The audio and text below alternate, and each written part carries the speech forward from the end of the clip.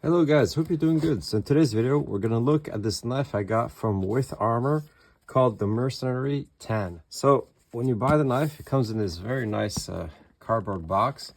Presentation quality, I would say. So let's open it. So inside this cover, you get another box here. Let's open that one. Some cardboard, and here you see complete package. So the packaging is quite nice, definitely. You get a card from the company with some warranty information. You get a patch, so that's nice. You can put on your gear with Armour.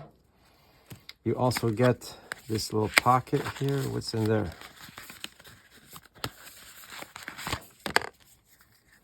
So information, QR code to the website, all their different models. As you can see, they got different options here. That's interesting. But more importantly, you get the knife, a sheath, and also a fire steel. So let's take a look at that.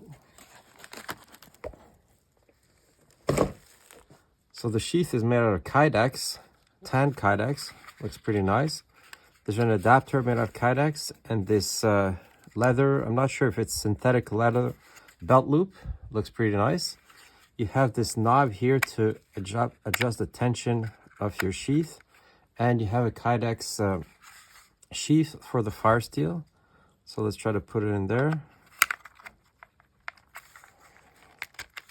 Yeah, it fits pretty snugly in there. So let's try to put the knife in the sheath.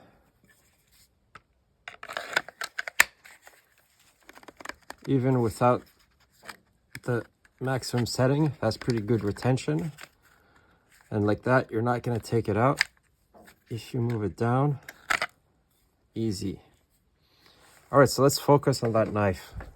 So this is designed as a survival knife. As you can see, has a saber grind with a secondary convex here. The knife itself is made in China. If we look at the overall length, it measures 11 inches or 280 millimeters. The blade is 5.5 inches or 140 millimeters.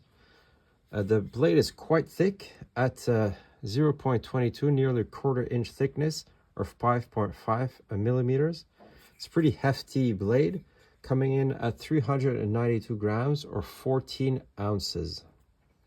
So the steel used on this one is 12C27, which is stainless steel that has pretty good toughness, often used in more entry-level knives. So it has a hardness of 57 to 59 HRC.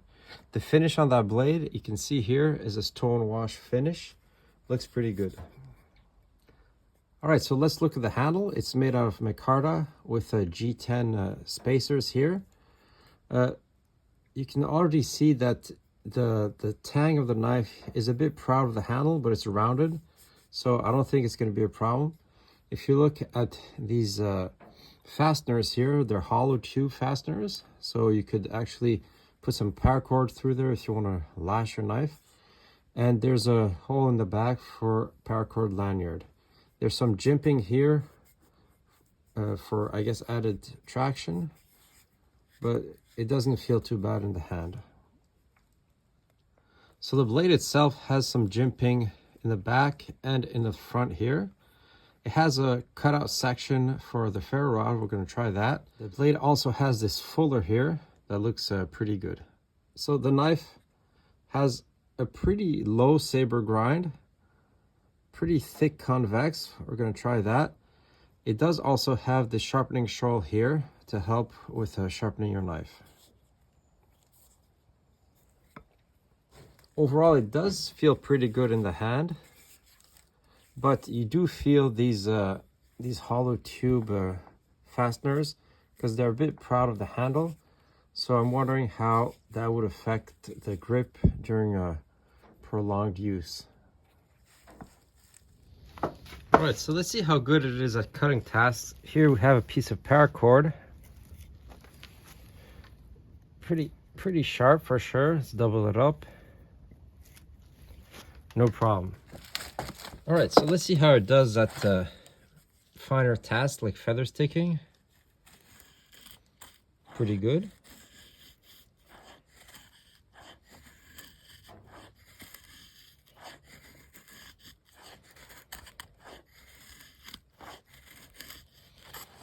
The angle is pretty steep, but it's still pretty easy to control to make some pretty nice feathers.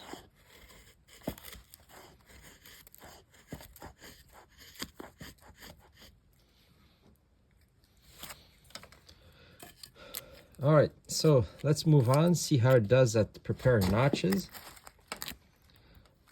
It's pretty good, but we can feel that it's pretty thick behind the edge. Definitely more survival craft, more of a survival knife than a bushcraft knife.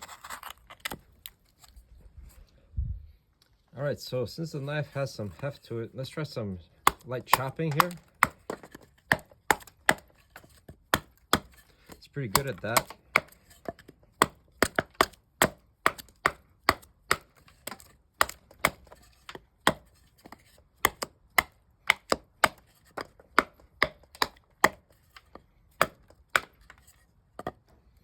Pretty good. All right, so let's see how it does at battoning. It's a pretty stout knife, so I think it should handle it pretty easily. And with that ground, I think it would be pretty efficient for battoning.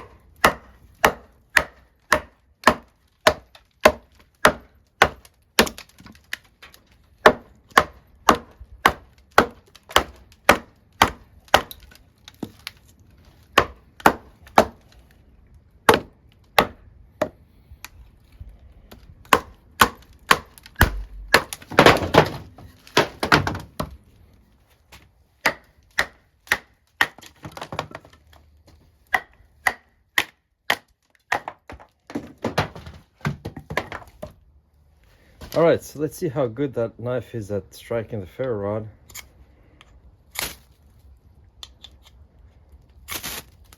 Pretty good.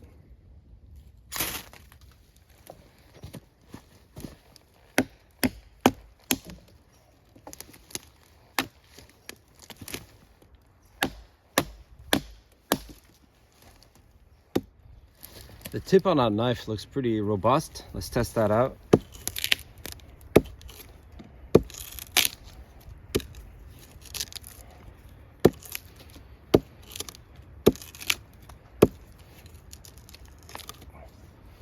No problem at all. So I thought that knife was gonna be tough enough to handle some light chopping, but as you can see here, just by chopping that small branch, I had a pretty big blowout in that blade. So that's definitely pretty shocking. I guess the heat treatment had a problem, because that's really unexpected. And here I could see that there's some severe warping with the edge at this point here. So I'm not sure it can handle a lot of these survival types of tasks. So I was really surprised to see the big chip in the knife edge after the small chopping task. So that's kind of a bummer. I can see that there's a lot of edge damage here. So this is definitely a letdown. This is a overbuilt tank of a knife, and just some light tasks, light chopping, and you get this quite large chip in the edge. So I hope the people with Armour can address this issue. I mean, with a knife that stout and that heavy, I mean, the minimum you can expect is to handle light chopping, and definitely it didn't hold up. So hopefully they can change their grind or dialing their heat treatment to avoid such problems in the future. So just recently, Mark Young released a video of another with Armour knife, and it did hold up very well. So maybe you might want to look at the model reviewed by Mark Young and select the full convex version of that knife. So that's definitely something to keep in mind if you're thinking about picking up this knife. All right, thanks for watching.